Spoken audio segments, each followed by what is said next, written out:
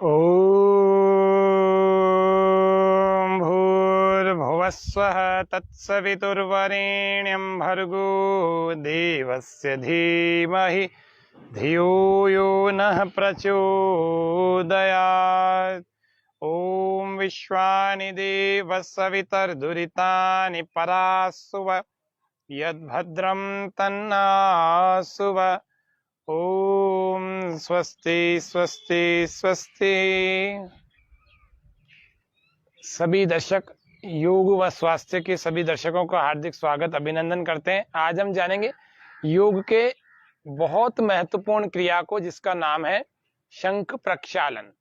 तो शंख प्रक्षालन का आज थ्योरी पार्ट समझा देते हैं, कल प्रैक्टिकल उसके आसन कौन कौन से होते हैं वो समझा देंगे।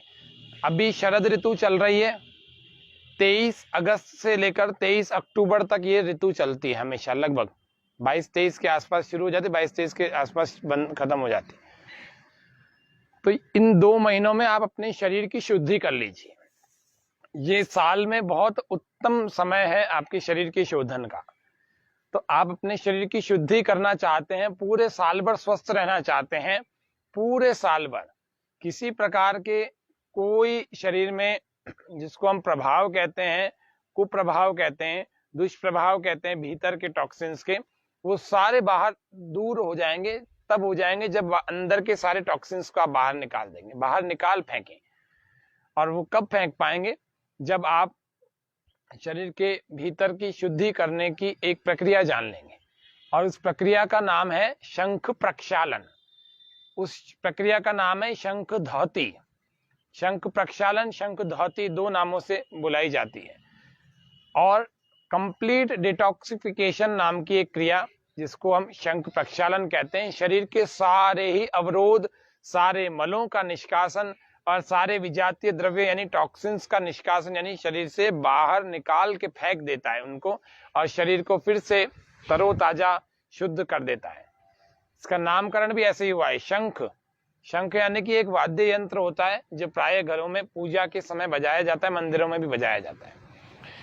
और वो शंख कुछ इस प्रकार का होता है कि ऊपर से पानी उसमें डाला जाता है और नीचे से पूरा ऐसे अंदर की तरह बना हुआ होता है, और फिर नीचे से पानी इसका बाहर आ जाता है। तो उसी प्रकार के करीब करीब आकार की हमारी आंतों का प्रकार होता है, कुछ इसी प्रकार से।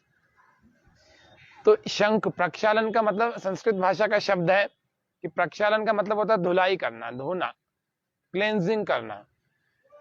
तो हमारी आंतों की क्लेंजिंग करना। भस्त्रिका प्राणायाम करते रहे और शंख प्रक्षालन की विधि को सीखते और समझते भी रहे।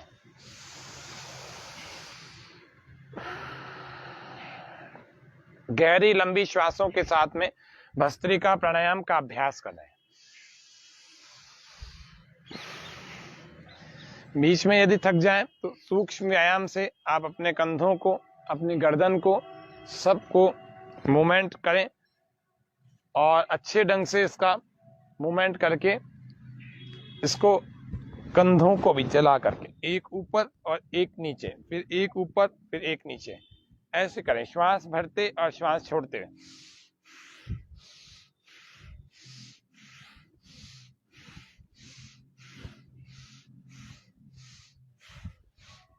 गोल गोल चलाएं। आज शंख प्रक्षालन नाम की महत्वपूर्ण क्रिया को आज हम समझ लेते हैं। आगे की क्रिया कल देखेंगे। प्राणायाम करते हुए भस्त्रिका प्राणायाम तो करते रहे, ये तो सामान्य रूप से वैसे भी बैठे बैठे सहजता से की जा सकती है और सुना भी जा सकता है। नहीं हो पा रही, श्वास भरते हुए हाथों को ऊपर ले जाएं और श्वास छोड़ते हुए हाथों को नीचे ले आए। नहीं हो पा रही, ऐसे ही करें, श्वास भरते हुए हाथ फैलाएं, श्वास छोड़ते हुए हाथों को वापस समेट लें। ऐसे करते करते आपके भस्त्रिका का अभ्यास हो जाएगा। इस तरह से दूसरा एक अगला अभ्यास भी ऐसा है, श्वास भरते हुए हाथ ऊपर, श्वास छोड़ते हुए हाथ को नीचे, ऐसे मुट्ठियां बंद करके। जवान लोग हैं जिनको हाई बीपी की प्रॉब्लम नहीं है, वे लोग तो तेज कर सकते हैं ऐसे।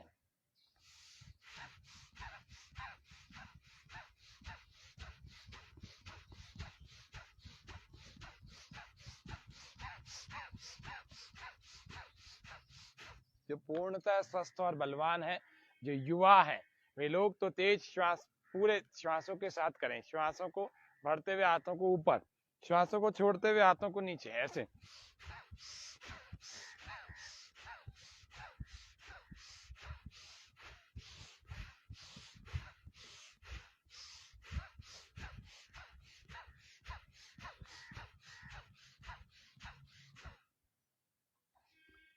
अब हार्ट की डिजीज वालों को, हाई ब्लड प्रेशर वालों को, दोनों को इतने तेज अभ्यास से बचना चाहिए। जिनको चक्कर आते हैं उनको तो बिल्कुल नहीं करना चाहिए इतना तेज अभ्यास। और फिर इस प्रकार के अभ्यास को भी कर सकते हैं, ऐसे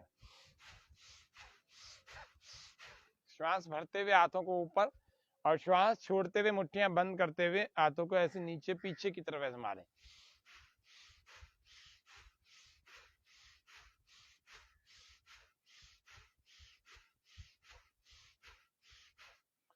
तो आज शंख प्रक्षालन को समझ रहे हैं। तो शंख को हमने जाना, जिसको संध्या के काल में बजाया जाता है। भस्त्रिका करते रहें धीरे धीरे, स्लो वाला, deep inhale and deep exhale without holding.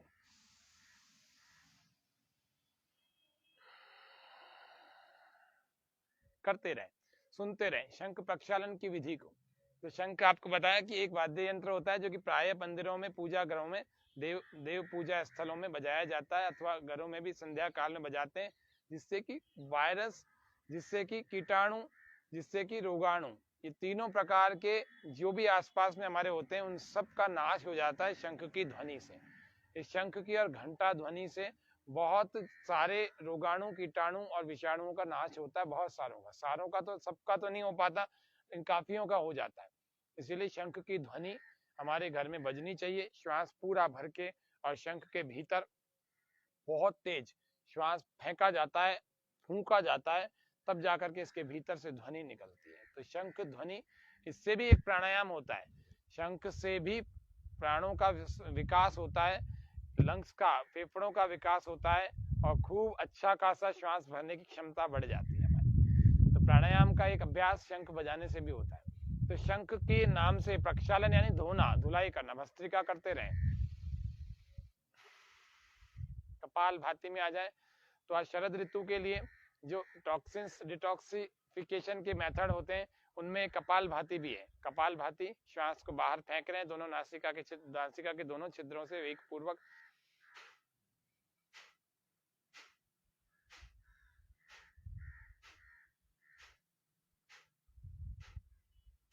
एक सेकंड में एक बार। हमें केवल छोड़ने पर ध्यान देना है, श्वासों को छोड़ने पर बस। श्वास भरनी नहीं है, अपने आप अंदर जाएगी, अंदर अपने आप आ जाएगी।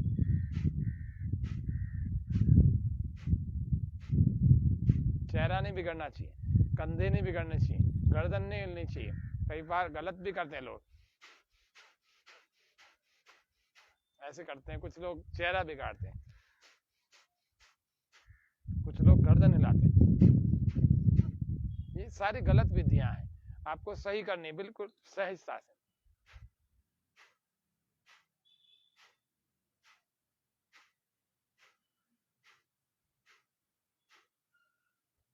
तो शंख प्रक्षालन की विधि आज हम समझ रहे हैं।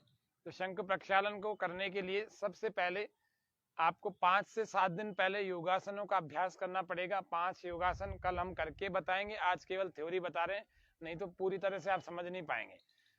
कल इसी शरद ऋतु में विशेष कार्यक्रम का दूसरा भाग होगा, जिसमें हम शंख प्रक्षालन की पूरी विधि आसनों सहित बताएंगे। तो आज विधि इसको समझा देते हैं। तो इसमें पहला ताड़ासन, फिर तिर्यक ताड़ासन और कटी चक्रासन, बैठ करके शंखासन या उदराकर्षण आसन, और लेट करके पेट के बल, जिसको हम कहते हैं तिर्यक भुजंग आसन। फिर से कह देता हूं, एक ताड़ासन, एक तिर्यक ताड़ासन। ताड़ासन मतलब खड़े होकर के पूरा खींचते हैं, तिर्यक ताड़ासन यानी ऐसा, ये खड़े होकर के। कटी चक्रासन इस प्रकार से, इसमें ऐसे समेट भी लेते हैं, खड़े खड़े होना। और बैठ करके उदराकर्षण आसन, और लेट करके पेट के बल, जिसको हम कहते हैं तिर्यक भुजंग आसन। ये 5 आसन किए जाते हैं। कब किए जाते हैं? पहले 5-7 दिन पहले आप इसका अभ्यास करें। फिर उसके बाद जिस दिन आपको, जैसे रविवार को, संडे को आपको शंख प्रक्षालन यानी पूरे शरीर की शुद्धि करनी है, तो शनिवार को ही रात्रि में आप दूध में मुनक्का डाल करके अच्छी खासी 12-15-20 मुनक्काएं, 15-1 मुनक्काएं डाल करके चबा चबा करके खा लें।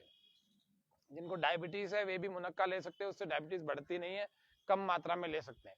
गर्म दूध में मुनक्का को उबालें थोड़ा, फिर चबा चबा करके खा जाएं और उसके ऊपर दूध पी लें। इस प्रकार से आप मुनक्का वाला दूध पिएंगे और मुनक्का ही लेंगे दूध के साथ में, तो सुबह आपकी क्लेंजिंग अच्छी हो जाएगी, क्लीनिंग अच्छी हो जाएगी। फिर सुबह उठ करके आपको पानी तैयार करना है, गरम गुनगुना पानी तैयार करना है, जिसमें नींबू और सेंधा नमक डालना है और अच्छी खासी मात्रा में 4-5 लीटर तैयार करना है। 4-5 लीटर पानी तैयार करके उसमें नींबू भी डालना है और सेंधा नमक भी डालना है, इतना कि थोड़ा बीच बीच का सा स्वाद हो जाए, ऐसे बहुत ज्यादा नहीं हो जाए, बहुत कम भी नहीं हो, पीने लायक हो। उसके अलावा इसमें ये ध्यान रखना है कि अगर किसी को चर्म रोग है तो उसको नमक नहीं डालना चाहिए। किसी को यदि जोड़ों में दर्द है, वात के विकार हैं, आर्थराइटिस आदि आदि की समस्या है, उनको फिर नींबू नहीं डालना चाहिए। और जिनको ये दोनों चीजें हो, हाई ब्लड प्रेशर हो, चर्म रोग हो और साथ में जोड़ों का दर्द हो, दोनों तीनों चीजें हो, समस्याएं हो, उन लोगों को नींबू और नमक दोनों नहीं डालना। उन लोगों के लिए तो केवल गर्म पानी करना है और उस गर्म पानी को पी जाए, अच्छा खासा पी जाए, 1 से 2 गिलास पी जाए और फिर इन 5 आसनों को करें। खड़े होकर के ताड़ासन करें, 5 से 7 बार उसको कर लेंगे, फिर तिर्यक ताड़ासन कर लेंगे, 5 से 7 बार उसको कर लेंगे, फिर उसके बाद कटी चक्रासन कर लेंगे, 5 से 7 बार उसको कर लीजिए, फिर बैठ करके उदराकर्षण आसन उसको कर लीजिए। कैसे होता है एक बार देख भी लेते हैं, ये वाला तो आप सबको नहीं पता होगा, फिर भी देख लेते हैं। दोनों पैरों से इस प्रकार से दोनों पंजों के बल बैठ जाते हैं और एक घुटने को दूसरे ऐसे पैर से लगाते हैं और इसको यूं दबाते हैं, श्वास बाहर और पीछे की तरफ घूम जाते हैं, पेट पर मन को टिकाते हैं क्योंकि पानी भरा हुआ होगा, पानी पिया हुआ होगा, इतना इतना करना है। इसको शंखासन या फिर उदराकर्षण आसन कहते हैं। ऐसे श्वास बाहर, इस घुटने को यूं लगाएं पैर से और इस घुटने को यूं दबाएं, श्वास बाहर, पीछे घूम जाए, इस तरह से थोड़ी देर रुके, ऐसे 5-5, 7-7, 8-8 बार इस आसन को करें। फिर लेट करके तिर्यक भुजंग आसन करते हैं, जैसे पीछे घूम जाए, पैरों में थोड़ा फासला रख के, कंधे के ऊपर से देखें पिछले दूसरे वाले दाएं कंधे के ऊपर से बाईं एड़ी को देखें। इस तरह से ये आसन भी 5-7 बार करें। कल आपको आसन भी करके बताएंगे, ये पांचों अच्छे ढंग से पूरी शंख प्रक्षालन की विधि आसनों के साथ कल बताएंगे। आज थ्योरिकल आप अच्छे ढंग से समझ ले में, ताकि 2 भागों में कार्यक्रम होगा तो आप अच्छे ढंग से समझ पाएंगे, तो अगले रविवार को आप भी कर सकते हैं अपने घर में। तो क्या, अच्छा कोई बात नहीं संगीता जी, कल है ना बता देंगे, कल के कार्यक्रम में आपको 5 आसन बता देंगे, है ना? ठीक है संगीता जी शर्मा, हमारे दर्शकों में तो आपका स्वागत है इस कार्यक्रम में। तो कल आपको इस कार्यक्रम में बताएंगे, 5 के 5 आसन बता देंगे। इस प्रकार से ये 5 आसन आप 5-5 बार कर लेंगे तो 25 से 20-25 आसन। बीच में आपको जैसे ही पाखाने की हाजत लगे, यानी कि आपको फ्रेश होने की हो रही हो, उस समय आप उस आसनों को छोड़कर तुरंत जाके टॉयलेट में बैठें और फ्रेश होने का प्रयास करें, ज्यादा जोर ना लगाएं। सामान्य रूप से जैसा भी आपका मल निकलता, जैसा भी आपका स्टूल पास होता है वैसा होने दें, कोई बड़ी बात नहीं, अभी 5-7 बार में अच्छे ढंग से होने लगेगा।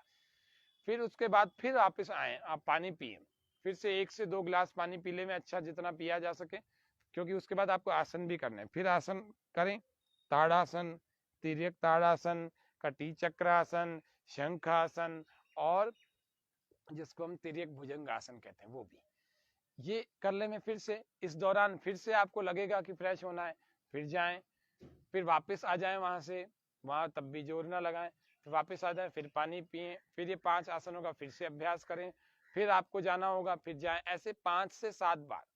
आपका जिनका वजन बढ़ा हुआ है उन लोगों का वजन भी घट जाएगा, जिनके शरीर में 50 समस्या आ रखी है, स्किन की डिजीज, जिसके कईयों के तो ऐसा है कि ये मुंह से ही पीछा नहीं छोड़ते, पिंपल्स ही पिंपल्स, पेट की समस्याएं खत्म नहीं हो रही, पिंपल्स ही पिंपल्स है। सिंपल जितना रहना चाहते हैं उतना पिंपल्स घेर लेते हैं।